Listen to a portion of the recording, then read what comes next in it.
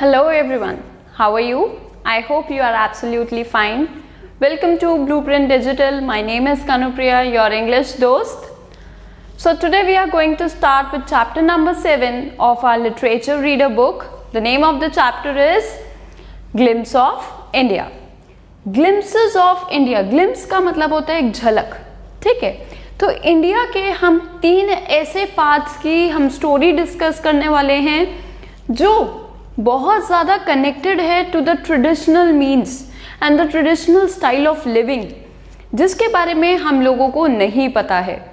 तो ये चैप्टर बहुत सुंदर है, जिसके अंदर 3 बहुत प्यारी स्टोरीज हैं, जिसमें हमें अपने इंडिया के वो चीज़ों के बारे में पता चलता है, वो फैक्ट्स के बारे में पता चलता है जिनके बारे में हमने शायद कभी सुना ही नहीं। तो बिना डिले किए स्टार्ट करते हैं। So first part is a baker from Goa by Lucio Rodrigues. So ये चैप्टर जो डील कर रहा है, ये चैप्टर डील करता है bakers from Goa. Title suggest कर रहा है गोवा के बेकर्स के बारे में। अब ये बेकर्स किसके हैं? बेकर्स हैं ये ट्रेडिशनल गोवन ब्रेड के, जो हैंडमेड होती थी, फर्नेंसेस में बनती थी। फर्नेंसेस का मतलब है भट्टियों में, ठीक है। पहले मशीन्स नहीं होती थी, पहले हम लोगों को भी पता है we are not so highly advanced, but पर एक टाइम पर था जब हम लोगों को बंस वगैरह, फैन अगर आप लोगों ने खाए हो कभी, तो वो सब अभी कुछ ईयर्स, एक डेकेड पहले तक हम लोगों को वो फर्नेंसेस में ही बने हुए मिलते थे। तो इसी के बारे में कुछ ऐसा सा ही डिस्कस करते हैं हम। A baker from Goa discussed that bread is an indispensable part. Indispensable part means वो part life का जिससे वो अपने आप को दूर नहीं कर सकते थे। वो कौन है यहाँ पे? लोग, गोवा के लोग। Once bakers furnaces, bakers की जो भट्टियाँ थी वो मानी जाती थी किसके लिए? अपनी ट्रेडिशनल गोवन ब्रेड्स के लिए, और ट्रेडिशनल कल्चर होता था ब्रेड्स का वहाँ पर। इतनी ज़्यादा इंपॉर्टेंस थी कि कोई भी फंक्शन हो, गोवन ब्रेड्स के बिना वो इनकम्प्लीट माना जाता था अगर ब्रेड की कोई डिश वहाँ पे सर्व ना हुई हो, whether it be a birthday party और अ मैरिज, ठीक है। तो चलिए चैप्टर की एक्सप्लेनेशन स्टार्ट करते हैं। सो फर्स्ट पैराग्राफ में स्टोरी स्टार्ट होती है जहाँ पर ये बताया जाता है नरेटर को कि गोवा में ब्रेड का ट्रेडिशन तब से है जब से पोर्टुगीज वहाँ पर आए थे रूल करने के लिए, ठीक है। वो कहते हैं कि भले ही पोर्टुगीज गोवा से जा चुके हैं, बट इतना इम्पैक्ट पोर्टुगीज गोवा पर छोड़ के गए हैं कि ब्रेड का कल्चर आज भी पोर्टुगीज के जाने के बाद भी बहुत फेमस है। बिकॉज हमारे इंडिया में गोवा में जब पोर्टुगीज आए थे तब वो ये ब्रेड मेकिंग का कल्चर लेकर आए थे। उस टाइम जो ब्रेड बनानी जिन लोगों ने सीखी थी, आज उन्हीं की वजह से नरेटर ये कहते हैं कि ये जो फेज है हमारे गोवा में कि ब्रेड मेकिंग एक कल्चर है और ट्रेडिशनल कल्चर है, वो आज भी पोर्टुगीज की वजह से ही इंस्टिल्ड है। नरेटर कहते हैं कि भले ही पोर्टुगीज जा चुके हैं, बट आज भी उस ज़माने की जो फर्नेंसेस हैं, मोल्डर्स हैं, वो सब एग्जिस्ट करते हैं, और वो इतने स्ट्रांगली बिल्ट हैं कि over the time they have been able to remain the same, वो बिल्कुल भी नहीं बदले हैं।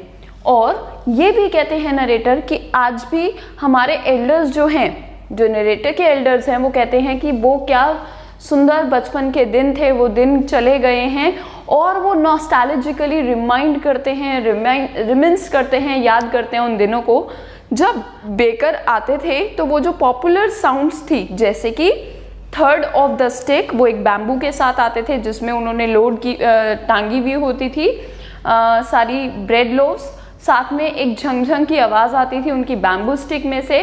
तो वो सारी चीज़ें आज भी नरेटर क्या कहते हैं कि गोवा के कुछ बेसिक पार्ट्स में अभी भी मिलती हैं, but with the passage of time इनका ट्रेंड कम हुआ है।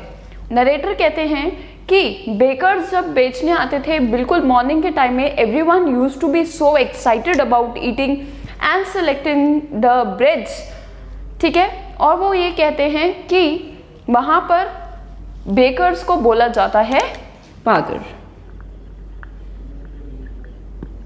बहुत कॉमनली रिनाउंड टर्म है बेकर्स के लिए, जो मॉर्निंग टाइम में अपने बैम्बू स्टिक के साथ ट्रेडिशनली मेड फर्नेसेस में ब्रेड्स को बनाकर सुबह सुबह वो सेल आउट करने आते थे। And he says that is the one of the part that is reminded नॉस्टैल्जिकली, means बहुत इमोशंस ओवरवेलम हो जाते हैं, बहुत सारी इमोशंस, बचपन की यादें रिकलेक्ट हो जाती हैं जब वो टाइम के बारे में सब सोचते हैं। नरेटर यहाँ पे सेकेंड पैराग्राफ में ये बताते हैं कि बेकर्स का उनकी लाइफ में क्या रोल था। वो एक कंपेनियन भी होते थे, एक फ्रेंड भी थे और लोगों के गाइड भी हुआ करते थे। मतलब लोग उनसे बहुत फ्रेंडली नोट पे अपने आप को एसोसिएट करते थे। और वो ये कहते हैं कि जो सबसे बढ़िया बात और स्पेशल बात हमें, जो सबसे अच्छी बात उनको बेकर के बारे में, फादर के बारे में लगती थी, वो ये थी उनकी जो स्पेशल थर्ड साउंड थी, झंझंग साउंड थी उनके बैम्बू स्टिक की, वो उनके लिए मॉर्निंग अलार्म का काम करती थी। और जैसे ही वो सब सुनते थे एकदम से मॉर्निंग में वो उठ जाते थे। क्यों? क्योंकि जब फादर अपने फर्स्ट राउंड पर निकलते थे, फर्स्ट राउंड मतलब सुबह सुबह ब्रेड्स बनाई और बेचने जब जाते थे, फर्स्ट राउंड मॉर्निंग में जब जाते थे अपनी बास्केट पूरी भरकर ब्रेड्स देने के लिए, तो सारे बच्चे आँख खोलते ही, चाहे ब्रश किया हो या ना किया हो, ऐसे ही दौड़ते हुए उनकी तरफ जाते थे और उन्हें ग्रीट करते थे। ग्रीट का मतलब यहाँ पे मिलना जुलना या नमस्ते बोलना, ठीक है। तो ये एक बहुत अच्छा इंस्टेंस है, फेज है, जिसमें बच्चे जिसमें बच्चे बेकर्स के साथ अपने आप को एसोसिएट कर पाते हैं जस्ट लाइक फ्रेंड्स। यूजुअली ऐसा नहीं होता है आज के टाइम में, and this is another special thing about the bakers from Goa. अब वो जो थे, फादर जो थे, दिन के 2 टाइम वो राउंड्स लेते थे, मॉर्निंग में और इवनिंग में, और दोनों ही टाइम वो नरेटर से और बच्चों से मिलते हुए जाते थे। मॉर्निंग में बच्चों का फेवरेट पार्ट था क्या?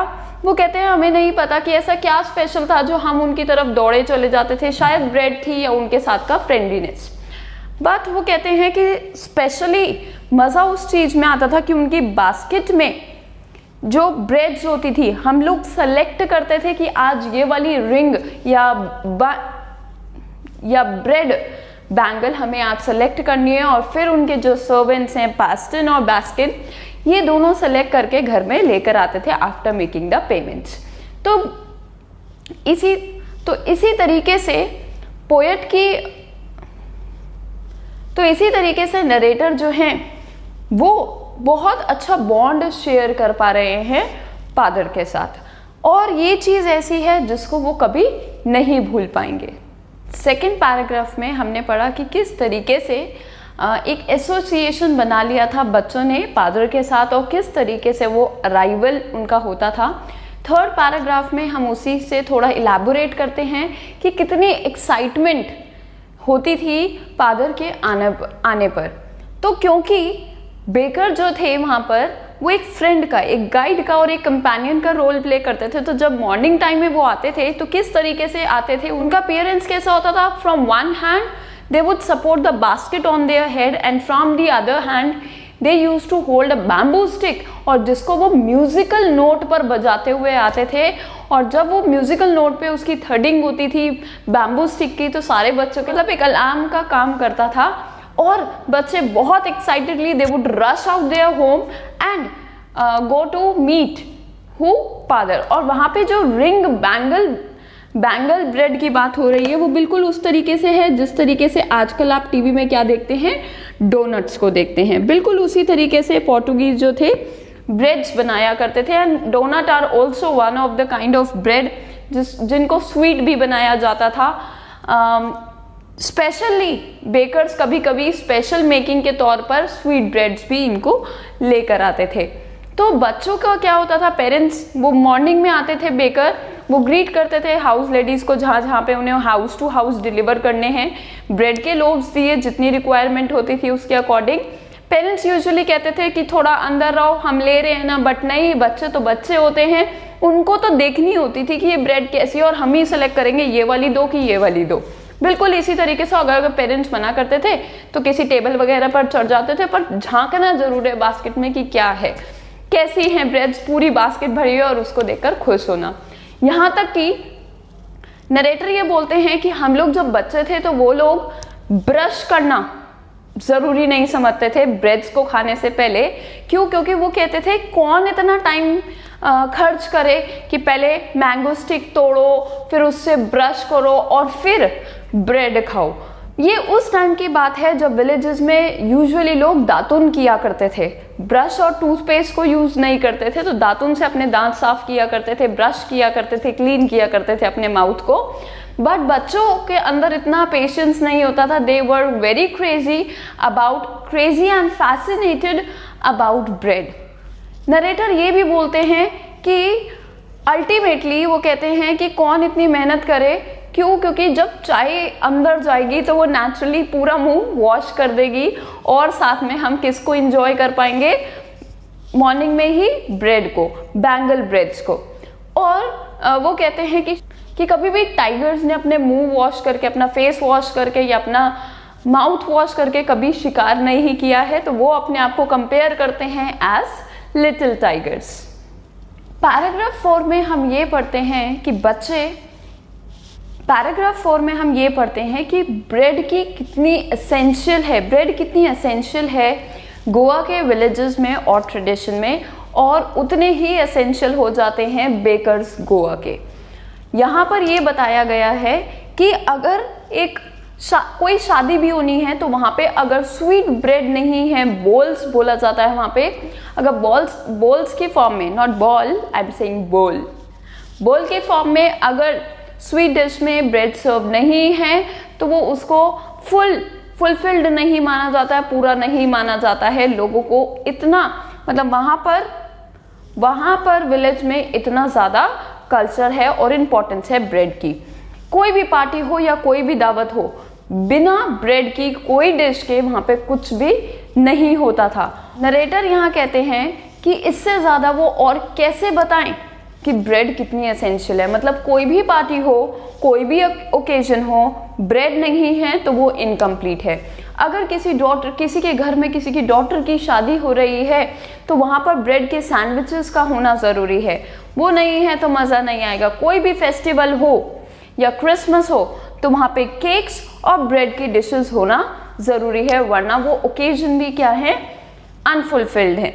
इसीलिए वहाँ पर गोवा में बेकर्स का होना बहुत ज़्यादा एसेंशियल माना गया है। अब इस पार्ट में हमें पता चलता है किसके बारे में, अपीयरेंस के बारे में, कि बेकर्स को किस तरीके से एसोसिएट किया जाता था। तो बेकर्स की ड्रेस जो होती थी पहले टाइम में बहुत ज़्यादा पेक्यूलियर होती थी, क्योंकि वो head from the shoulder to below the knees, उनकी एक लॉन्ग फ्रॉक होती थी जो कि नीज से थोड़ी नीचे लेंथ तक की होती थी, and they use to wear that. जितने भी बेकर्स होते थे वो दूर से देखकर पहचान लिए जाते थे कि ये लोग कौन हैं, बेकर्स हैं। आज के टाइम में मतलब नरेटर अपने टाइम की बात कर रहे हैं, जब वो लॉन्ग फ्रॉक पहना करते थे वो नरेटर के फादर या ग्रैंडफादर के टाइम की बात हो रही है। बट नरेटर के टाइम में उन्होंने जब भी फादर को देखा है वो इस तरीके से देखा है that they are wearing full sleeve shirt and the length of the pant, trousers they used to wear were more than the half pant and less than the full pants. पूरी पैंट से छोटी length होती थी तो छोटे size की थोड़ी रहती थी उनकी पैंट। और अगर ऐसी ड्रेसअप में किसी को भी देख लिया जाए तो इमीडिएटली उसको बोलते थे कि वो फादर हैं। Father means a baker from Goa. तो यहाँ पर उनकी ड्रेस का बताया गया है कि कोई भी अलग से देखकर, जिस तरीके से उनकी ब्रेड्स फेमस थी, अलग होती थी, सबके हार्ट को अपीलिंग होती थी, उसी तरीके से उनकी ड्रेस भी थी। और उनकी ड्रेस को बोला जाता था कबाई। कब आई नहीं, कबाई, KABAI। ओके, इस पैराग्राफ में हम ये पढ़ेंगे कि किस तरीके से बेकर्स का फिजिक और किस तरीके से वो लोग पॉपुलर थे अपने फिजिक की वजह से। तो यहाँ पर पैराग्राफ स्टार्ट होता है जहाँ पे ये बताया गया है कि बेकर्स जो थे उनका जो बिलिंग सिस्टम होता था वो मंथली बेसिस पे होता था, और वो अपने रिकॉर्ड्स हमेशा क्या करते थे, किसी दीवार पर पेंसिल से लिख दिया करते थे सबके मंथली रिकॉर्ड्स। अगर कभी आपको याद हो या आपने कभी टीवी वगैरह में देखा हो तो लोग क्या करते थे, पहले दीवार पर पेंसिल से फ़ोन नंबर्स लिख दिया करते थे, वो कुछ स्पेशल फ़ोन नंबर्स जो उनके डेली नीड के होते थे या उनके क्लोज्ड वंस के होते थे। तो यहाँ पर भी यही एक बताया गया है तरीका। ये बहुत पहले के टाइम की बात है, आपके पेरेंट्स को शायद ये चीज़ पता हो। तो यहाँ पर बेकर्स की बात जब हम कर रहे हैं, बेकर्स जो माने जाते थे वो हमेशा बहुत हैप्पी काइंड ऑफ बीइंग्स माने जाते थे, बहुत हैप्पी और जॉयस रहते थे। चाहे उनके मेड्स हो, वो खुद हो, या उनके फैमिली मेम्बर्स हैं, वो सब हमेशा बहुत खुश माने जाते थे, खुश और प्रॉस्पेरस होते थे। ऐसा कहा जाता है कि कोई भी हो, they will never stop, they will always be able to run their life excellently. और यहाँ पर ये भी बताया गया है कि बेकर्स जो थे कोई भी मतलब काफ़ी फैट होते थे, काफ़ी प्रोट्रूडिंग बेली के साथ होते थे, तो इसलिए ये माना जाता था कि वो लोग बहुत रिच हैं। ऐसी भी चीज़ें हैं बहुत सारी जो उनको हमेशा के लिए गोवा के कल्चर में अलाइव कर देती हैं, हमेशा एक डीप इम्प्रेशन लीव करती हैं। आज के टाइम में भी अगर कोई भी गोवा में अगर जैकफ्रूट जैसी, जैकफ्रूट क्यों बोला गया है, because it is wide broad at the end, तो अगर तोंदू जैसा कोई पर्सन दिख जाता था तो वो आज भी क्या माना जाता है, शायद हो सकता है कि ये कौन हो, ये बेकर्स की फैमिली से है, उसकी अपीयरेंस से ही जज कर लेते थे कि वो बेकर है या फिर पादर है, और नहीं तो वो बेकर की फैमिली को कभी बिलोंग करता था या आज भी बेकर है। I hope you have understood the chapter. If you have understood it, give a like to it, share it with your friends. We would love to see your support there. So we'll meet in the next class. Till then, stay tuned, but saying bye bye for today.